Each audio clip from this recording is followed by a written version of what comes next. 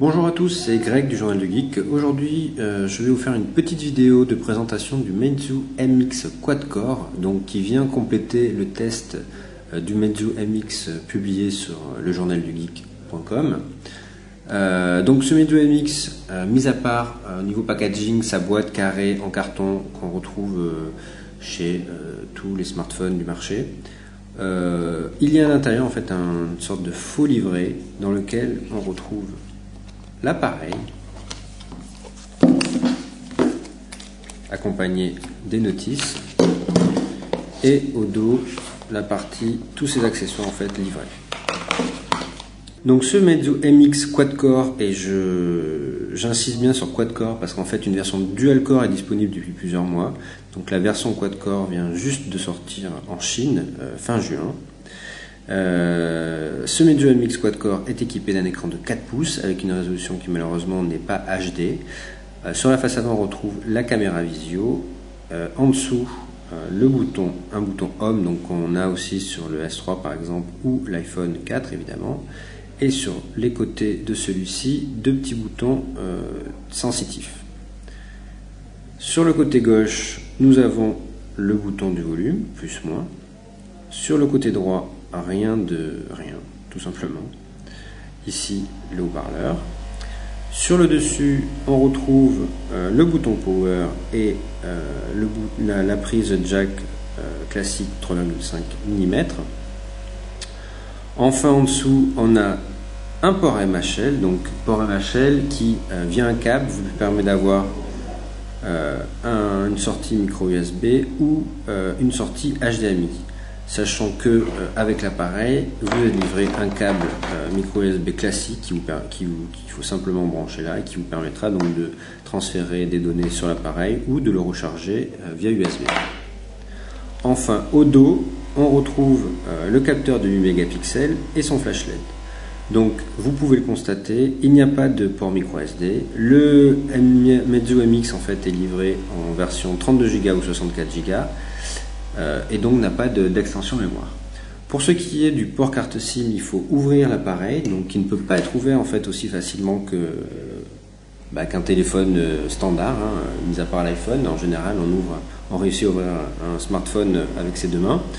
Là, en fait, il vous faudra un petit outil livré donc avec les accessoires et qui vous permet de l'ouvrir. Donc pour cela, il suffit d'appuyer sur les deux faux vis qui sont dessous et d'insérer ce dernier entre les deux coques.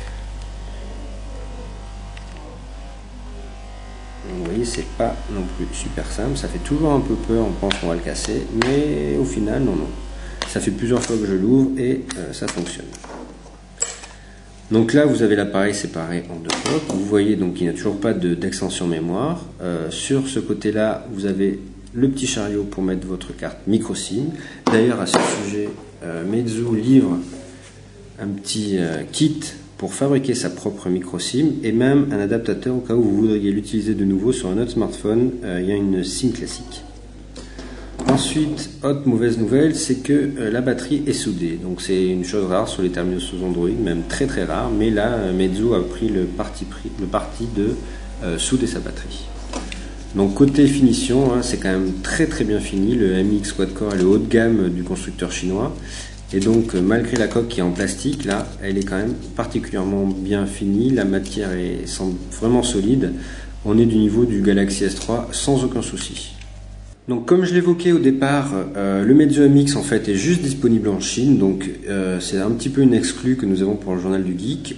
Malheureusement, il est uniquement en chinois ou, heureusement pour nous, en anglais. Donc ne comptez pas avoir une version française pour l'instant, même si à la base Android offre toutes les langues, un certain nombre de langues disponibles.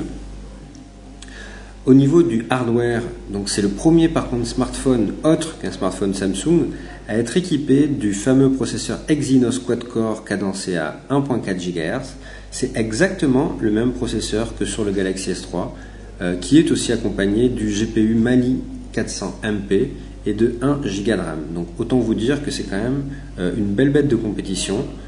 Je l'ai dit tout à l'heure, il est disponible en 32 ou 64 Go.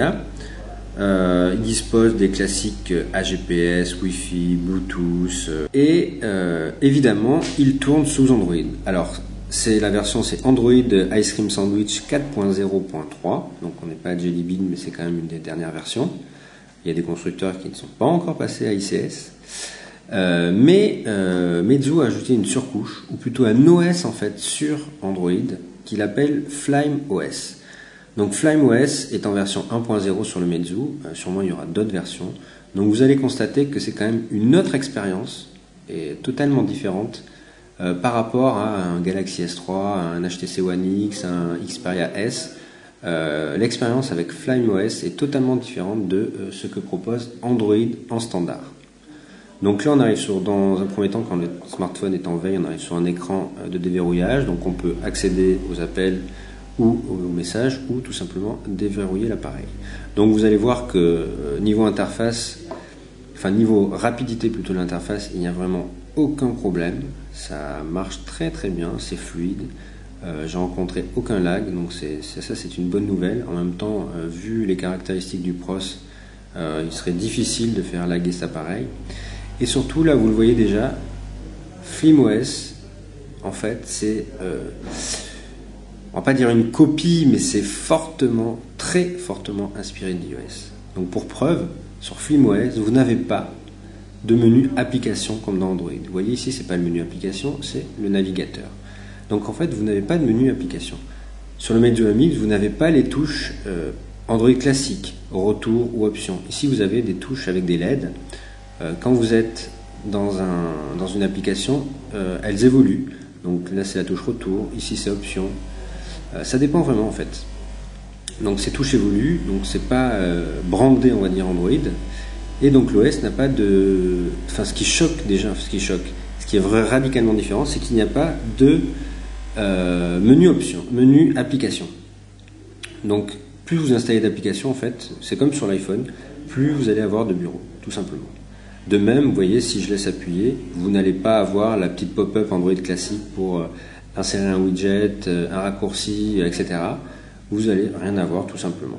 Si vous voulez créer des dossiers, il va falloir les empiler, donc comme c'est le cas ici, empiler les applications. Donc ça, par contre, c'est ICS. Et de toute façon, l'iPhone le permet aussi. Donc après, du coup, vous avez toutes vos applications là. Pour ce qui est des paramètres, vous les avez là. Vous avez un menu Settings. Donc ce menu Settings qui va vous permettre de customiser par contre votre appareil. C'est là où vous allez retrouver la partie widget avec tous les widgets disponibles que vous allez pouvoir mettre sur vos différents écrans.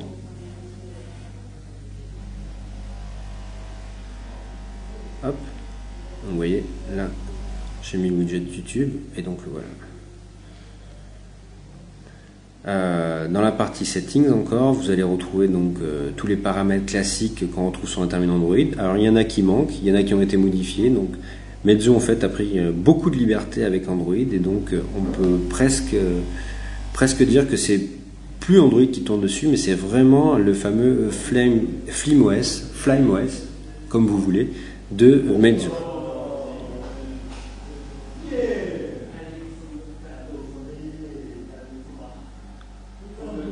Donc vous avez différents réglages, vous pouvez même régler la luminosité des touches qui sont ici, tout ce qui est localisation, clavier. Alors évidemment comme c'est une version anglaise ou chinoise, le clavier est en anglais ou en chinois, il faudra installer d'autres applications. Et justement on peut se demander, mais alors FlymeOS est-ce que le Meizu est compatible avec Google Play? Mais en fait oui, tout à fait, vous avez Google Play qui est là. Vous pouvez télécharger toutes les applications Android que vous voulez. Il n'y a pas de restrictions, mis à part côté matériel. Vous avez tout ce qui est Gmail, vous avez tout ce qui est YouTube, Maps, vous pouvez même installer Google Chrome, puisque c'est Android ICS. Il n'y a pas en fait de restrictions de ce côté-là. FlymeOS par contre propose aussi son App Center, comme Samsung propose sa propre boutique, donc Meizu propose la sienne. Vous avez des applications, mais bon, c'est très localisé et là j'ai mis du coup la localisation anglaise. Il y a peu d'applications, mais il y en a quand même pas mal, mais c'est beaucoup en chinois. Donc comme pareil Google, il est aussi possible d'avoir un compte FlymeOS et de s'enregistrer pour pouvoir entièrement synchroniser toutes les données de l'appareil, donc contact, agenda, même les applications, les SMS, tout ça sur le cloud de Meizu. Donc en fait, comme le propose exactement de la même façon Google avec ses différents services. Donc vous pourrez utiliser par contre le Meizu sans avoir forcément un compte Google. À part si vous voulez utiliser certaines applications Google qui nécessitent justement de se connecter, tout le reste pourrait être utilisé juste avec son compte Flyme et donc utilisé comme n'importe quel téléphone. Au niveau de la barre des notifications, donc vous pouvez voir que ces notifications c'est standard. Meizu a juste rajouté des petits raccourcis ici pour le Wi-Fi, le Bluetooth, le GPS. Donc on retrouve par exemple ces Samsung. Après, on a aussi la partie multitâche, donc qui en appuyant longtemps sur le bouton de droite, on retrouve donc les applications récemment utilisées. On peut toutes les fermer. On peut aussi commander le lecteur MP3 à distance ici. Donc le second bouton sert par exemple à mettre en veille l'appareil. Donc vous laissez appuyer quelques secondes et vous avez l'appareil qui est en veille. Ensuite, au niveau des autres fonctionnalités, c'est quand même du très classique. Hein. On retrouve tout ce qu'un téléphone, tout ce qu'on doit attendre d'un téléphone, hein, et ce qu'on doit attendre d'Android.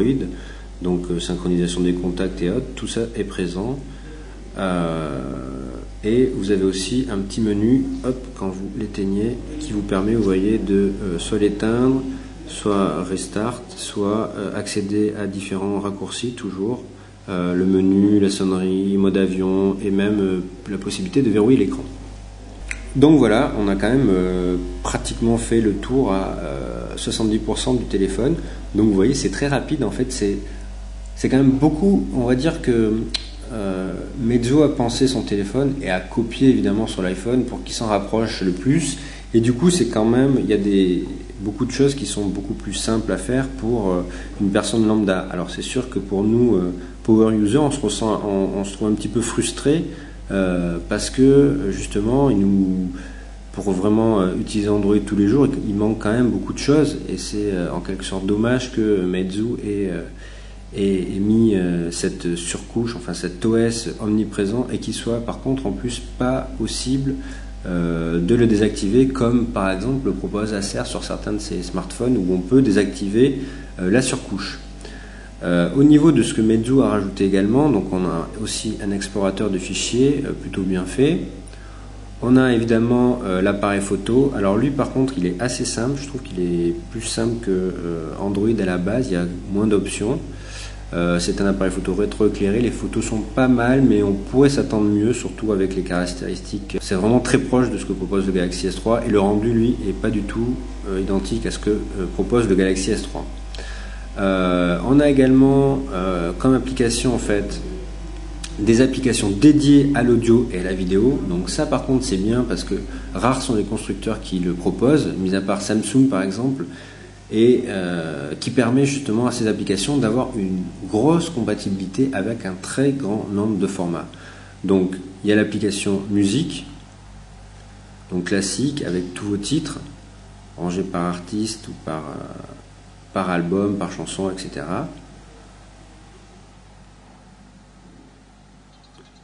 Donc vous voyez, voilà, c'est assez simple avec une partie equalizer. Donc vous pouvez aussi faire, vous voyez, des captures comme sur iPhone, hein, n'ayant pas peur de le dire. Et donc cette partie musique qui, donc vous voyez, peut lire aussi par fichier, ce qui peut s'avérer bien pratique quand vos fichiers ne sont pas bien tagués. Et vous avez aussi la partie donc vidéo, donc elle qui permet de lire n'importe quel type de vidéo, n'importe quel fichier. Par exemple, ici nous avons une vidéo en MKV. Donc vous voyez, pas de saccade, ça lit très bien, aucun problème de ce côté-là. On peut prendre aussi c'est le trailer de Dark Knight qui est en MP4, pareil, en 1080p.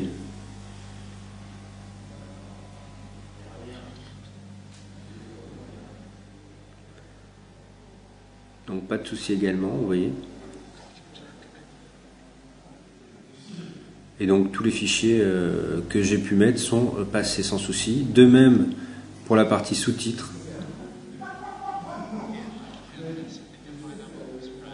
Donc le seul problème avec les sous-titres, c'est comme c'est une version chinoise ou anglaise, les caractères accentués ne sont pas pris en compte et parfois ça bug. Pas tout le temps, mais parfois ça bug. Vous voyez là. Et donc voilà, donc là pour la partie audio-vidéo, vraiment très satisfait. C'est encore une fois, malheureusement, c'est comme sur le Galaxy S3, tout passe à merveille et tout fonctionne. Autre test qu'on peut faire, donc c'est la partie jeu. Donc certains jeux passent, d'autres ne passent pas. Alors c'est marrant parce que finalement les jeux qui ne passent pas, c'est ceux qui ne passent pas aussi sur le S3. Donc je pense que c'est surtout une optimisation au niveau des jeux plus qu'un problème au niveau du hardware de l'appareil. Et donc par exemple Shadowgun lui passe à merveille.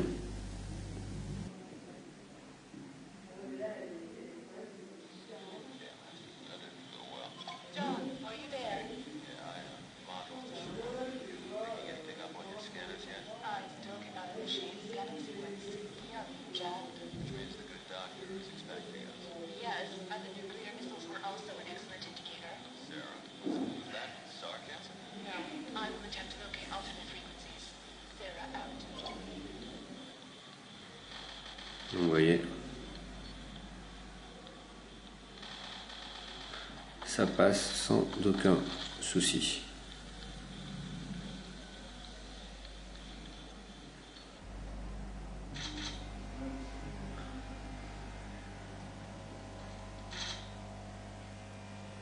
Ça passe aussi pour tout ce qui est Angry Bird, évidemment, ça serait quand même assez étrange que les jeux bug.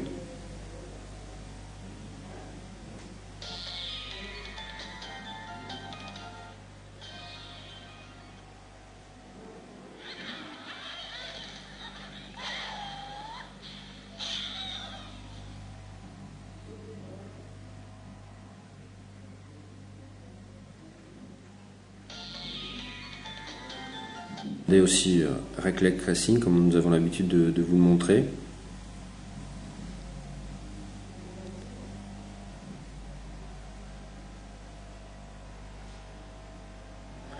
Vous voyez, vraiment aucun souci.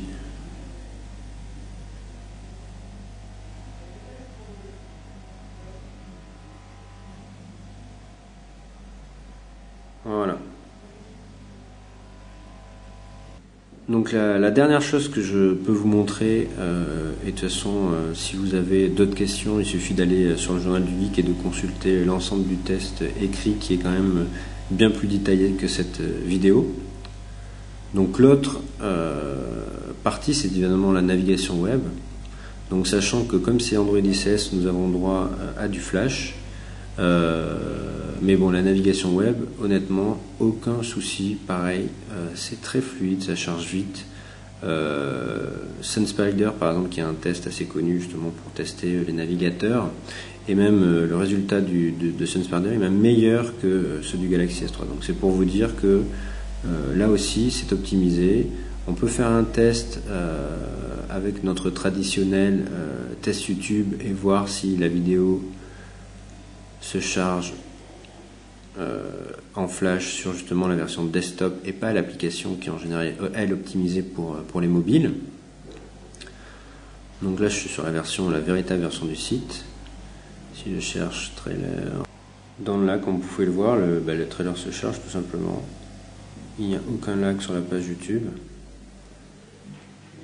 On va le mettre en lecture.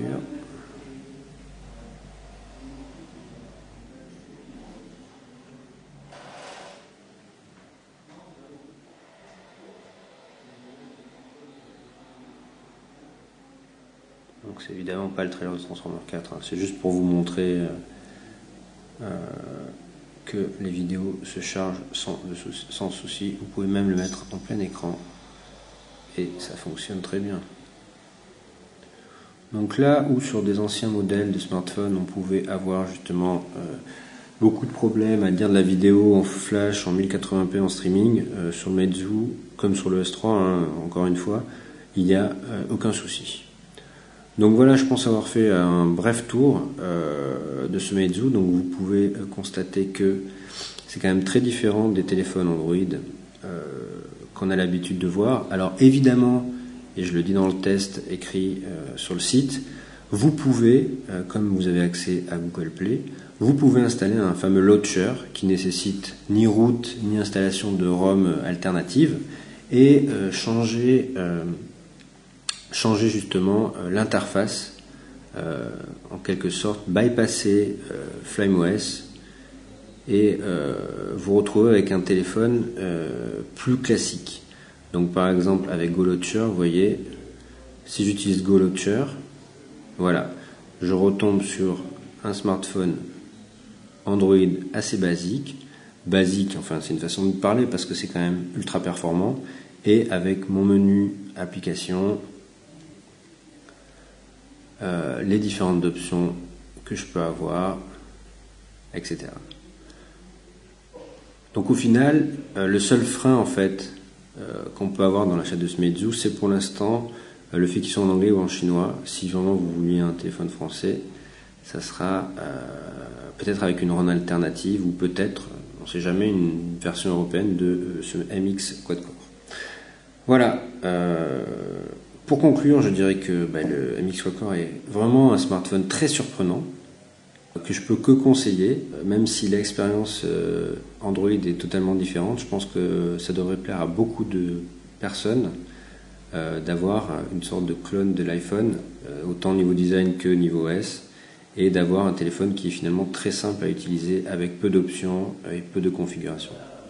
Voilà, je vous remercie à tous de votre attention et à très bientôt sur le Journal du Geek.